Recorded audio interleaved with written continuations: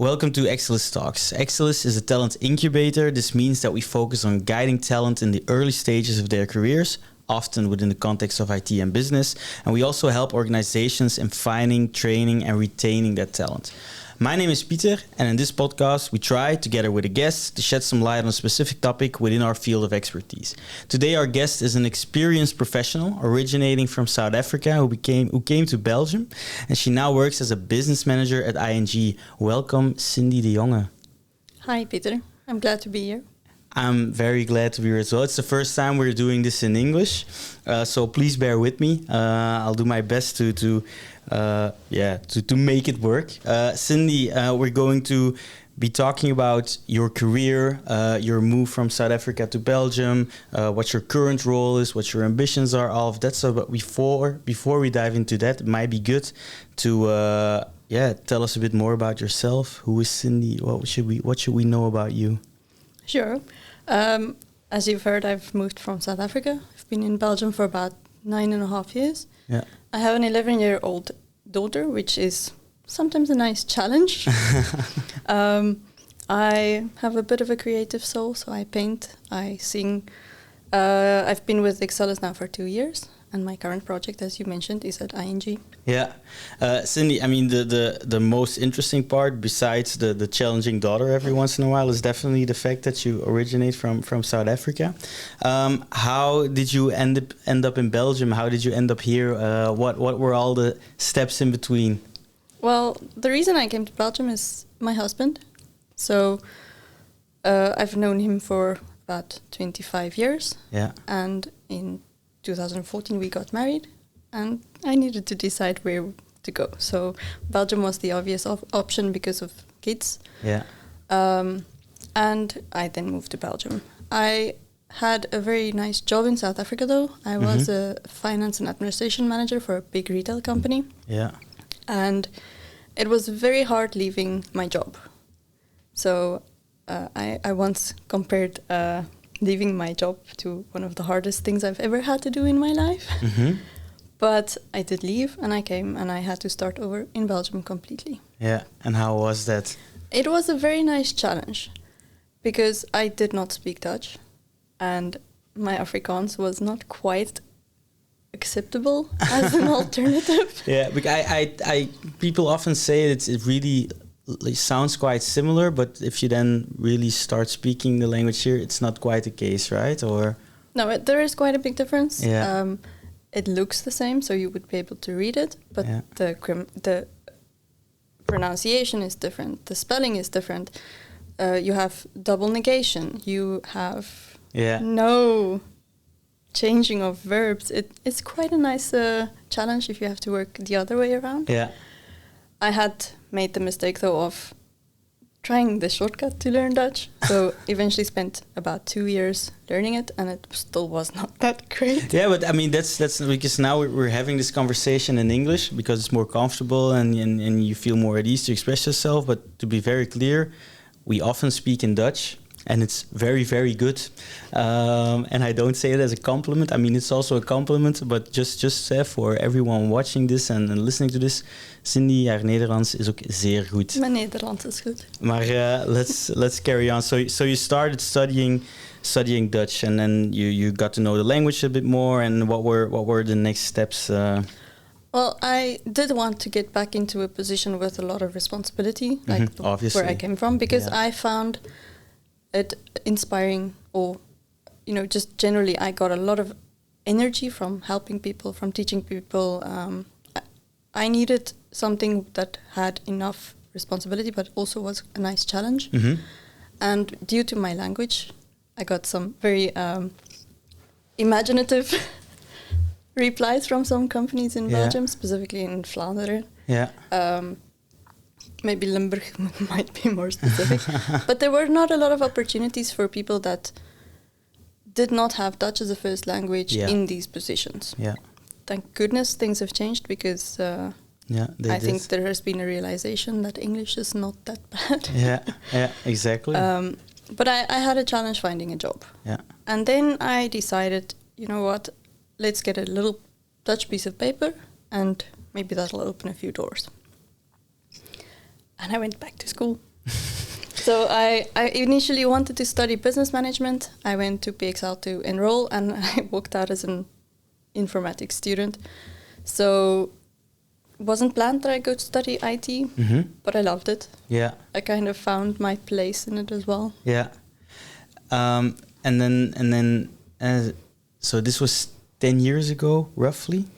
I finished my studies in 2001, so I went back to school in 2016. Yeah, almost 10 years ago. But then you graduated. Congratulations. I mean, it's a bit late for me to congratulate you, but still, congratulations.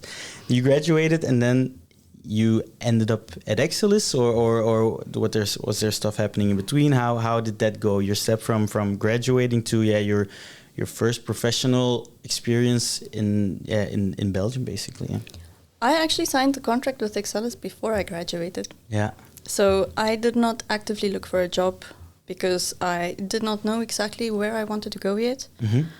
And I was then contacted by somebody from Exellys, and I was intrigued by the idea of the training program and the coaching. So I figured, let's do it and see what the whole concept is. Yeah. I initially had an interview with Trang. She also tells everybody that I was her first hire. She's very proud of it. And we just clicked. It just was like a house on fire. It just worked. The way that she explained the program, the environment, it was kind of like,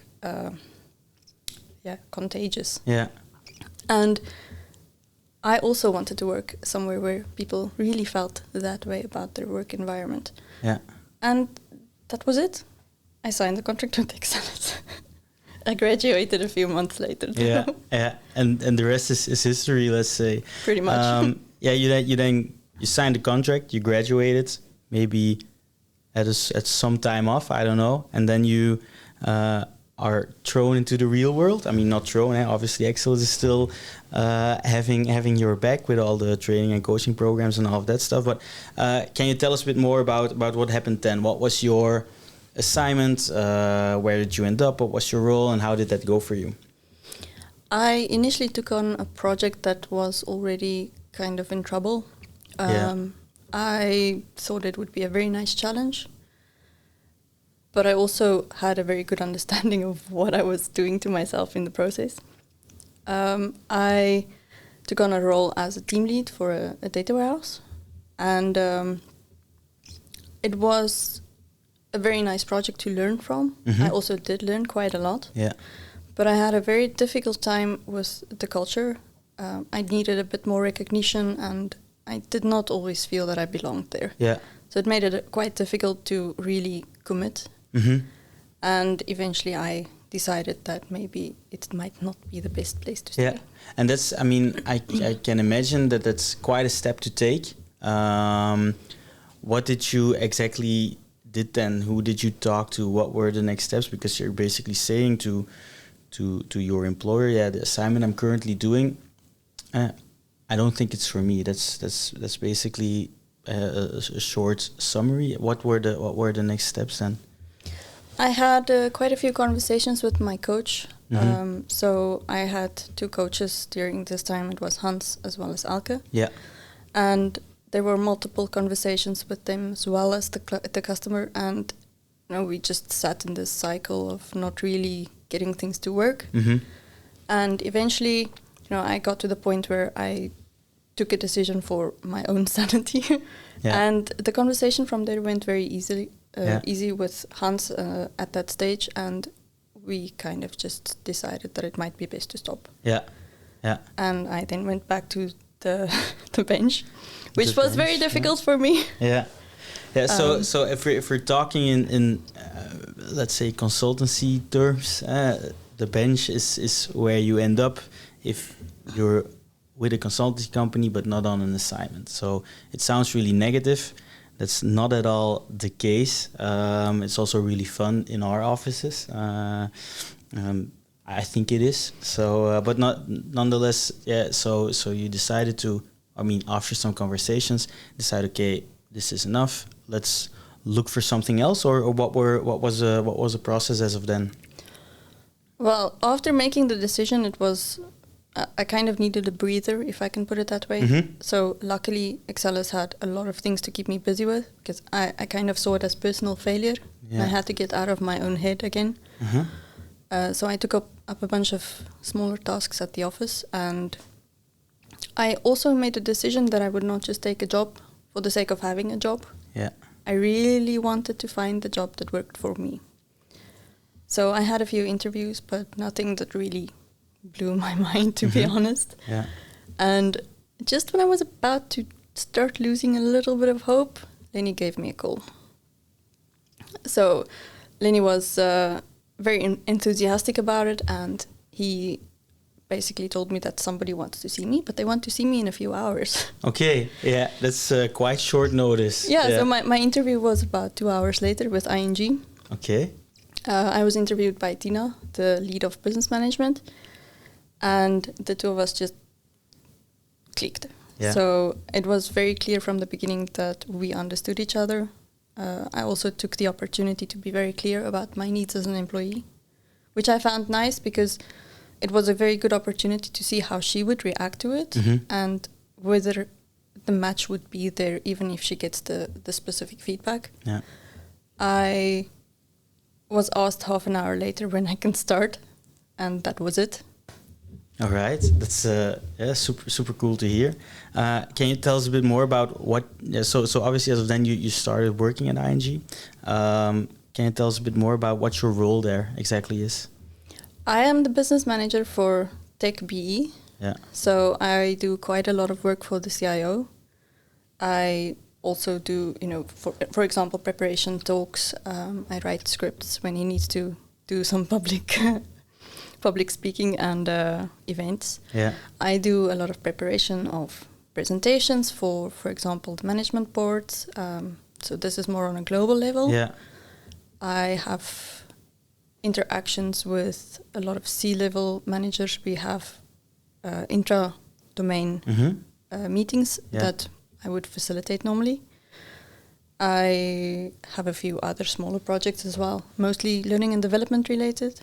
And I do the onboarding of the new joiner since March. So I had not been there long, and because I was also familiar with the needs of a new joiner, I kind of took up the assignment. And now I welcome the new joiners to Tech BE. All right, awesome. My job is never the same though, so I'm quite busy. Yeah, is that because if you're looking at your story, you now have quite a good image of what you are looking for in an employer, and I think actively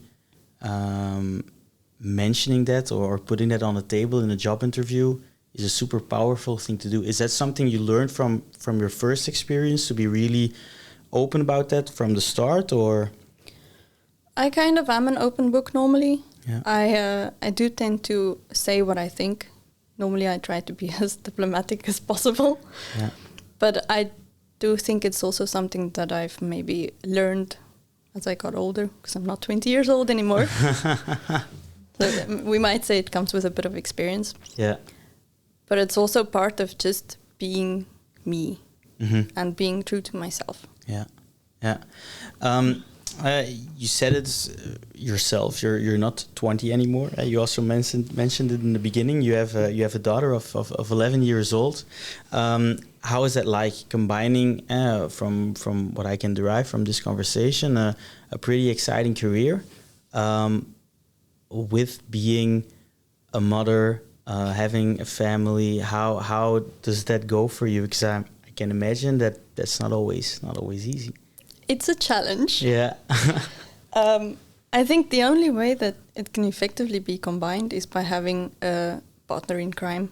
Yeah. One that will always be there when they are needed. So I have probably the best husband in the world. Yeah. He's always there when he's needed. Yeah. He's also there when he's not needed. But he's there. He's like my biggest supporter, and that does make it much easier. Mm-hmm. Yeah.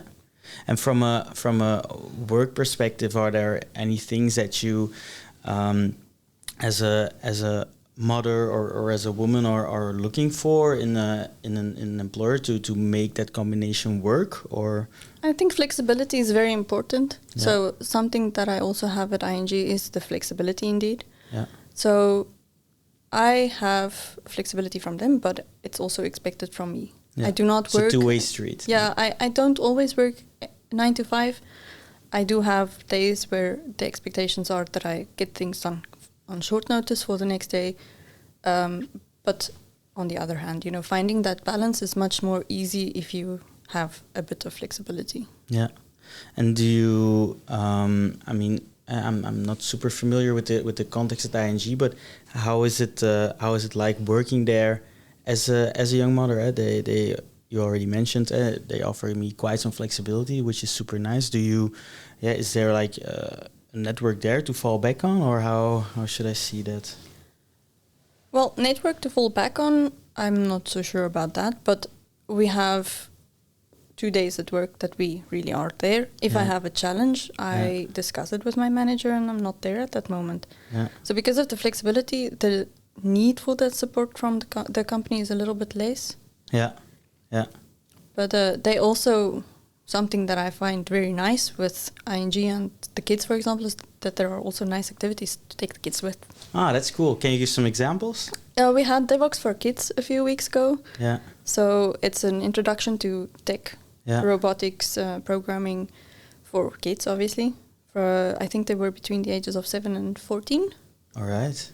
That's cool. Yeah. It also explains why you were talking to me before we started recording that your daughter now wants your laptop. It explains why. She's not watching cartoons. She wants to start developing. She wants to start developing. Yeah, yeah, but it's good to know that there are more Sindys ready to conquer the world. That might be dangerous. Maybe Sindy, to wrap it up. I mean, I know you quite well. We had a lot of conversations before this one already. Let's say people and maybe even women, to be more specifically, are listening to this conversation and they're thinking, wow, this is cool. I want to be more like Sindy, and I can imagine a lot of young women will be thinking that. What would be your advice for those people? I think the most important thing is that if you are interested in technology, also go through the trouble of actually learning about it. It's never too late to change your career. So just get into it. It's an interesting thing. The field is quite broad. There are a lot of topics that are just, Yeah. So, it's always important to get more people in tech. One of the other things that I see, and this might just link back to girls wanting to show interest, there is still a stigma around tech that it's just for men. Mm-hmm. That's not the case anymore. That's not the case anymore. All right. That's awesome. Anything else you'd like to add? No, I would like to thank you for the opportunity to tell my story. All right, but it's a very interesting one, and I'm pretty sure everyone who's watching and listening this will think the same.